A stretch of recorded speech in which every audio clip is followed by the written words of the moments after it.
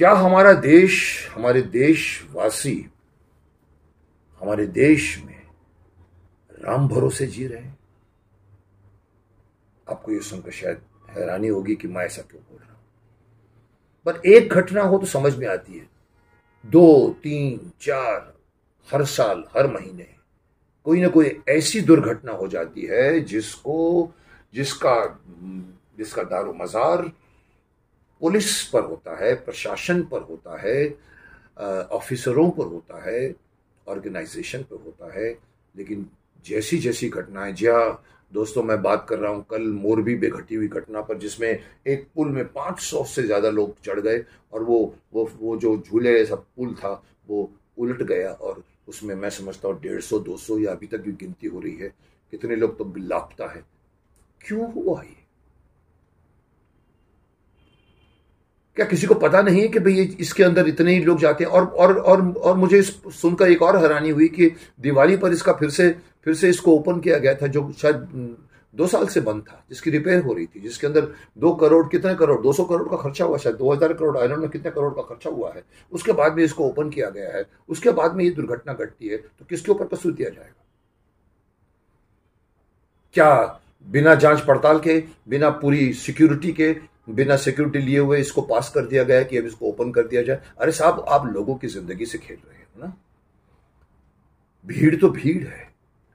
देखिए, इसमें मैं जानना चाहूंगा कसूरवार कौन है? भीड़ कसूरवार है या जो उसको मैनेज कर रहा था? क्योंकि ऐसी जगहों में डेफिनेटली पब्लिक प्लेसेस में कोई ना कोई पुलिस तो रहती है, और इस तरह का फेमस ब्रिज तो अंदर जाने के लिए किसी को पता तो हुआ कि अभी इतने आदमी जा चुके हैं अंदर, तो उसको रोकने वाला है। जांच पड़ताल की मैंने पढ़ा, जांच पड़ताल हो रही है और लोगों को निलंबित किया जा रहा है, जो उनके वहां पर जिन्होंने इसको पास किया ब्रिज को, या जिन्होंने लापरवाही है अगर उसकी है, या मैं कहूं कि अगर ये पब्लिक की लापरवाही है कि क्यों आप अंदर घुस गए इतने, तो मैं पब्लिक को मैं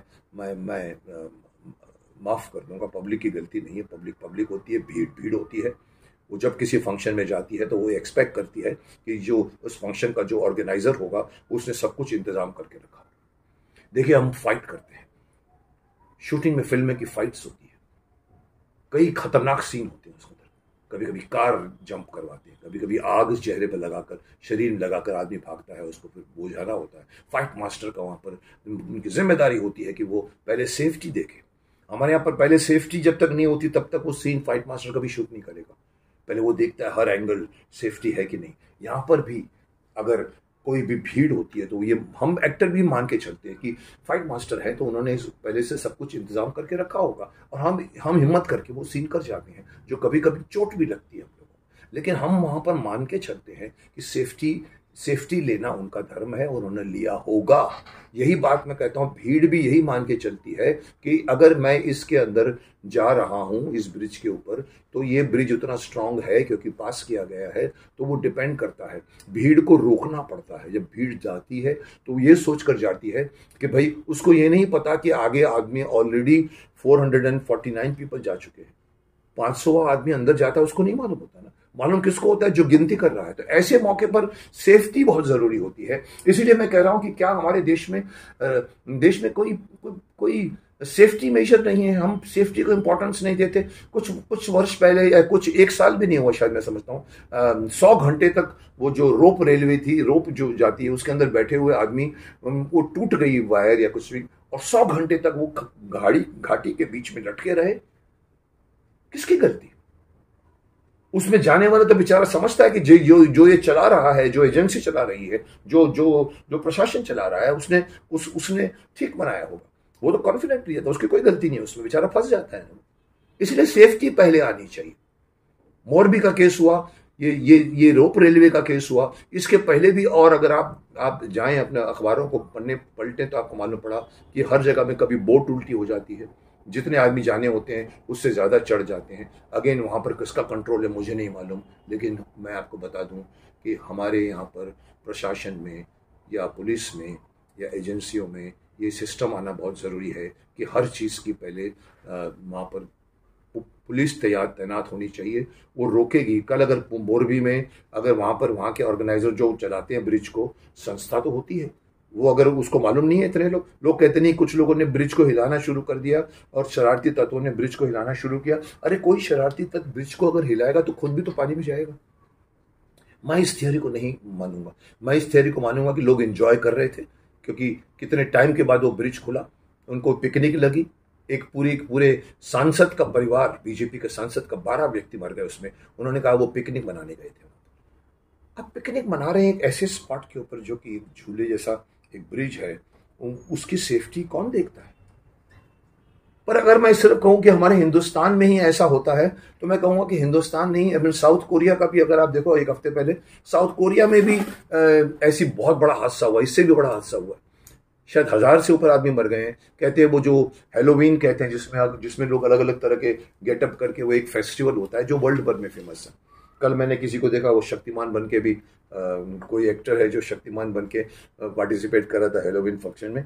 उसमें हजारों लोग घुस गए, और जब वो कहें अंदर गए तो वहां पर एक किसी ने लिखा कि 4 मीटर चौड़ी एक सुरंग टाइप, बीच में एक रास्ता आता है उन लोग के अंदर जाने के लिए। उसके अंदर 1 लाख से आदमी जमा हो गए उस लंबी, और पता कि बोला पीछे मुड़ने की जगह भी नहीं थी हमारे पास। और अचानक किसी ने कहा कोई सेलिब्रिटी आ गया है, तो लोग सेलिब्रिटी में भीड़ तो अपना आपा खोल लेते, अरे कोई आया है। और जब भागते हैं तो भागने में भीड़ जब होती है, वो एक के ऊपर एक गिरती है, कई सांस सबकी बंद हो गई और मर गए बहुत। अगेन वहां पर भी ऑर्गेनाइजर जिम्मेदार है। क्यों जाने दिया आपने इतने लोगों को अंदर?